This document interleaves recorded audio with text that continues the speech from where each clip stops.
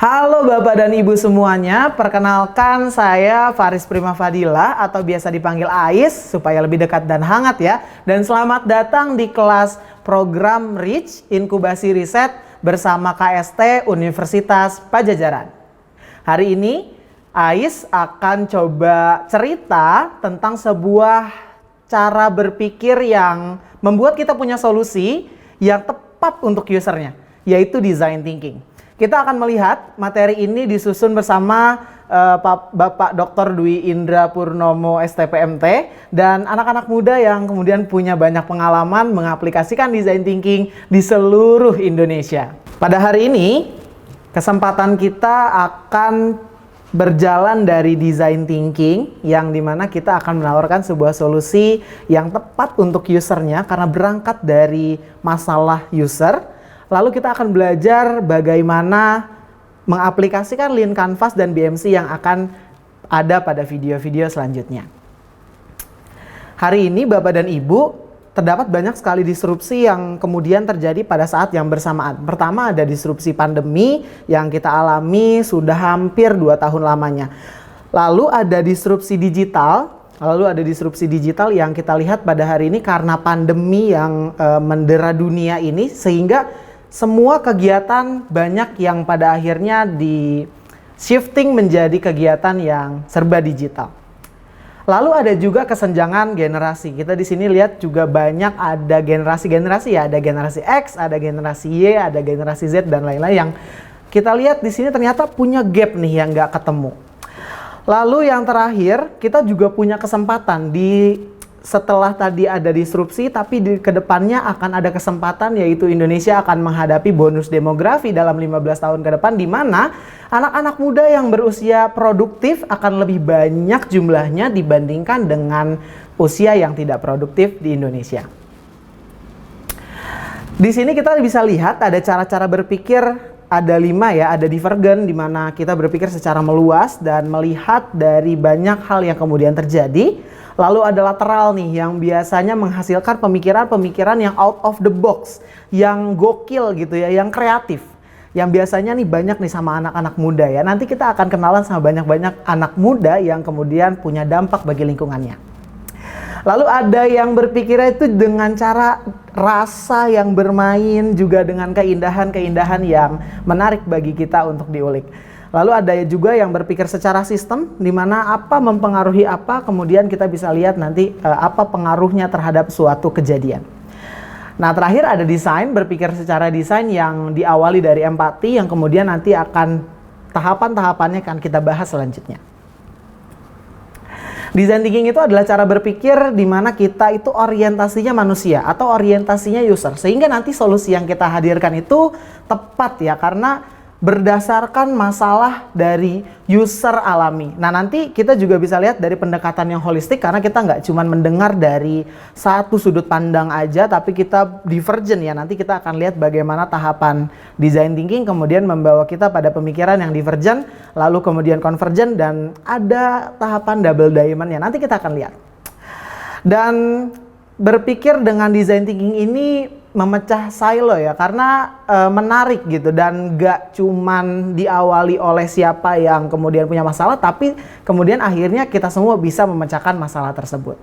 Dan ini meningkatkan mutu komunikasi ya dengan design thinking ya, karena semuanya nanti akan berperan dan setiap orang akan tetap mengutarakan pendapatnya serta perspektifnya.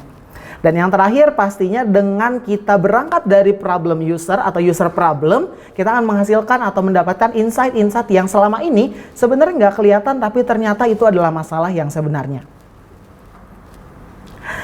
Nah di sini siapa nih yang Bapak dan Ibu semua yang merasa bahwa saya lebih kritis atau saya lebih kreatif ya? Dan ini adalah sebuah perbedaan yang banyak banget kita alami karena banyak nih anak-anak muda gitu ya, seperti Ais dan Bona. Ini fotonya Ais dan Bona ya ibu-ibu.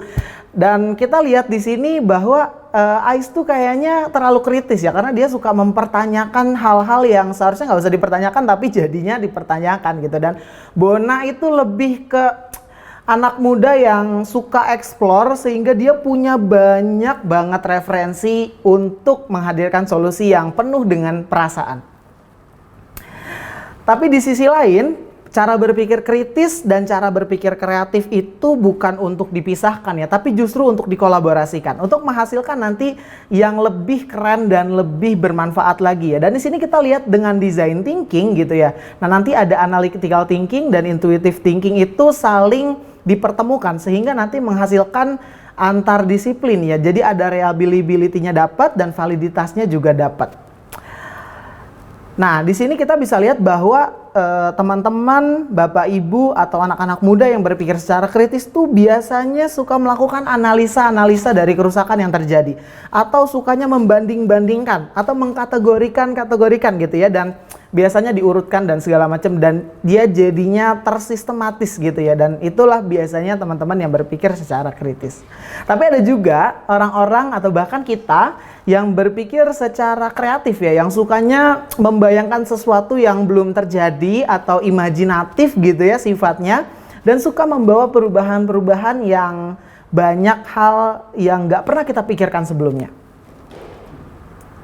Nah, di sini dengan kolaborasi antara teman-teman yang punya sifat cara berpikir kritis maupun cara berpikir kreatif menghasilkan sebuah alur berpikir yang sebenarnya beda, tapi ini bisa kita sama-sama satukan dan saling memperkaya dan memperkuat. Dari empati gitu ya, kalau misalkan teman-teman yang berpikirnya secara intuitif gitu ya, dari empati, lalu nanti dia mengubah sudut pandangnya, terus dimulai dari bergagasan gitu kan, karena nanti mulainya dari problem user atau user problem, lalu melakukan berupa-rupa uji dan menghasilkan solusi. Tapi itu juga diulang. Di sini kita lihat ya, ada iterasi atau lingkaran umpan balik yang bisa membuat kita tuh melakukan continuous improvement atau improvisasi yang berkelanjutan. Tapi ada juga teman-teman kita yang berpikirnya secara logik gitu ya, kita analisa dulu, menentukan tujuannya dulu, membagi-bagikan dulu, membanding-bandingkan dulu ya, sampai baru dia menawarkan sebuah solusi dan kita melakukan evaluasi dan baru nih dapat solusi yang bisa dipakai oleh usernya. Nah, dalam design thinking itu kita nggak perlu memilih, tapi justru kalau sama menguatkan, kalau beda memperkaya. Nah, dalam design thinking, prinsip-prinsip yang pertama adalah utamakan orang atau utamakan user. Jadi nanti kita akan menghasilkan sebuah solusi yang user-centric. Mulailah dengan memahami orang-orang yang menggunakan layanan atau produk kita atau hasil riset kita yang sesuai dengan kebutuhan mereka. Lalu apa yang kemudian menjadi ketakutan dan kekhawatiran mereka. Dan mulai dari user problem ya. Lalu nanti di sini juga dalam design thinking ada prinsip yang kedua, yaitu berkomunikasi secara visual dan inklusif. Nggak boleh ada yang ditutup-tutupin, harus transparansi dan semua orang juga harus tahu proses kita sudah sampai mana dan kita harus membantu orang lain mendapatkan pemahaman bersama ya. Jadi nggak cuman kita doang nih yang memahami. Ini yang paling Ai suka dari design thinking, yaitu berkolaborasi dan berkreasi bersama. Karena dengan berkolaborasi dan berkreasi bersama kita tuh menemukan insight-insight yang sebelumnya nggak pernah kita pikirin. Ya karena kita tentu dengan mental model yang kemudian sudah terbentuk pasti punya cara pandang yang berbeda ya dengan orang lain. Nah, dengan berkolaborasi ini kita saling melengkapi kayak keping puzzle gitu ya, dan bekerja sama dan dapatkan inspirasi dari apa yang dilakukan orang lain sehingga kita menghasilkan sebuah solusi yang kemudian tepat bagi usernya. Ini prinsip design thinking yang menurut Ais paling penting ya. Kenapa? Karena design thinking itu kalau udah nawarin sebuah solusi, misal buku nih, kita tawarkan sebuah buku. Itu tuh nggak selesai di buku doang. Tapi kita minta feedback dari user kita sehingga kita tahu apa yang kemudian harus diperbaiki, dan diperbaiki. Itulah namanya iterasi. Lakukan ini untuk menemukan kesalahan sejak awal. Ya jadi nggak sampai nunggu sempurna baru kita kasih produk kita kepada user. Menghindari risiko dan membangun kepercayaan pada ide-ide kita ya. Nah, dengan menggunakan design thinking kita tuh memperluas probabilitas solusi yang kita tawarkan ya. Karena tadinya kita kira bahwa sebenarnya user itu membutuhkan sebuah buku. Tapi pada saat kita mencoba untuk melakukan empati kepada user kita, ternyata bukan buku yang dibutuhkan, melainkan sebuah laptop atau bahkan sebuah meja. Nah, inilah yang kemudian kita kadang-kadang tuh berasumsi terus ya tanpa divalidasi. Nah, dengan design thinking juga kita kalau ada keterbatasan-keterbatasan dari sumber daya manusia, dari anggaran, dari waktu tuh itu udah nggak sama sekali dihiraukan ya. Karena kita punya cara-cara kreatif yang kemudian batasan-batasan yang tadinya ada itu seolah-olah tidak terlihat. Dan justru ini sih yang membuat kita tuh terus terpacu untuk menghasilkan ide-ide kreatif sehingga menghasilkan yang nantinya solusi tuh yang keren dan penuh dengan kreativitas. Nah, dalam design thinking kita perlu untuk melakukan yang namanya divergent, convergent, divergent, convergent. Nanti ada double diamond yang akan Ais perkenalkan ya kepada kita semuanya sama-sama belajar. Jadi dalam design thinking kita harus mengawali pemikiran kita dengan diverge dulu nih, harus dibuka dulu ya, harus dibuka dulu nih pemikiran kita. Semuanya panca indera yang kita punya harus dikasih lihat dulu nih dengan keadaan yang terjadi pada user kita. Mata kita melihat, telinga kita mendengar gitu kan, dan apa yang diucapkan oleh user itu adalah sebuah data yang berharga untuk kita. Nah, dengan berpikir secara divergent, kita nih jadi banyak insight yang kemudian kita dapatkan dan bisa kita bukukan. Tapi kalau udah punya banyak data, jangan lupa untuk dikerucutkan dan dikasih bobot sehingga kita tahu mana yang harus diselesaikan terlebih dahulu atau mana ide yang kemudian bisa dipakai untuk menjadi solusi bagi user kita. Jadi mencipta beragam pilihan baru dengan divergent, lalu dengan convergent thinking kita memutuskan pilihan mana yang paling baik.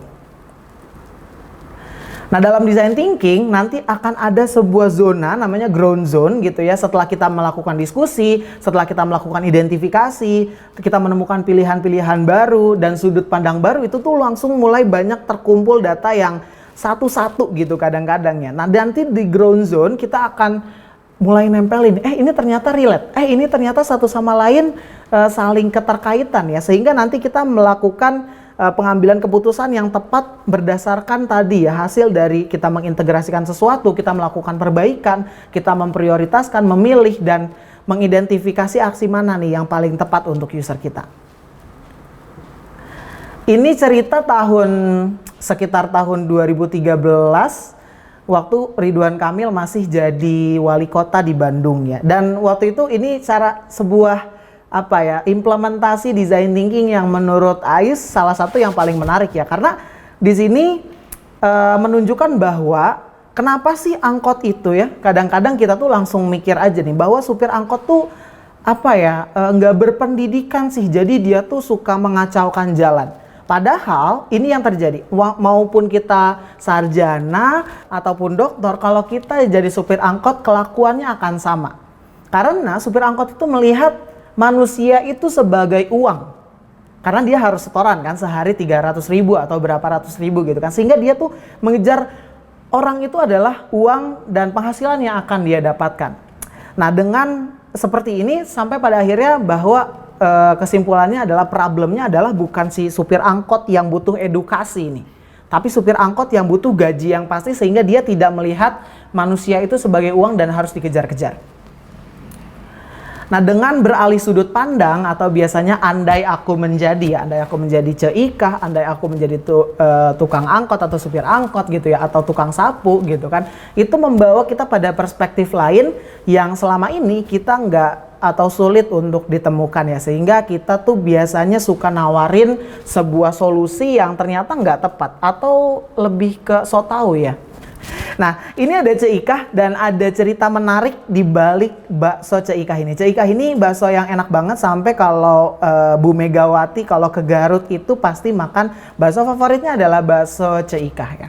Tapi tempatnya bisa dilihat sama Bapak dan Ibu semuanya, tempatnya sederhana banget dan kayaknya nggak ada yang spesial. Tapi rasa baksonya itu spesial. Ternyata di balik itu Ceikah itu kalau misalkan Bapak dan Ibu lihat, mungkin ibu-ibu ya lebih tahu nih, apa sih kalender ini? Mungkin Bapak dan Ibu atau ibu-ibu ya lebih tahu ya, kalender ini tuh kita bisa milikin kalau kita ngapain. Ternyata Ceikah itu selama ini menabung uangnya dalam bentuk emas, sehingga dia mendapatkan kalender-kalender ini. Jadi Bapak dan Ibu, kalender-kalender ini itu adalah sebuah hadiah kalau kita membeli emas di sebuah toko perhiasan. Nah, ternyata sengaja nih Ceikah gitu kan. Tadinya kita kira kenapa sih tempatnya nggak indah, atau kalau anak muda sekarang harus estetik ya tempatnya ya. Harus indah, harus bagus gitu ya. Kita kiranya bahwa Cik Ikah ini kok nggak melek finansial, uangnya kemana ya? Tapi ternyata di balik itu Cik Ikah nabung emas sampai dia punya banyak banget kalender-kalender yang dihasilkan dari dia menabung emas, menabung dalam bentuk emas dan membelinya pada toko-toko perhiasan. Nah, tadi Ais sudah menyinggung nih sedikit tentang double diamond. Di sini Bapak Ibu bisa lihat bahwa ada dua belah ketupat. Ya kita sebutnya diamond aja ya. Diamond yang menunjukkan bahwa diamond pertama itu ada pertanyaan. What are the problems? Di diamond pertama itu kita nggak boleh nih langsung mikirin solusinya ini. Atau Kang Acep butuh ini. Kang Acep butuh motor. Atau Kang Acep butuh sepatu. Nggak bisa kayak gitu, karena kita harus memvalidasi dulu. Kang Acep apa sih permasalahannya? Sampai 5 kali kenapa? Kenapa? Karena. Sampai 5 kali sehingga kita dapat root cause-nya. Sampai nanti di titik pertemuan antara dua diamond tersebut kita dapat problem statement-nya.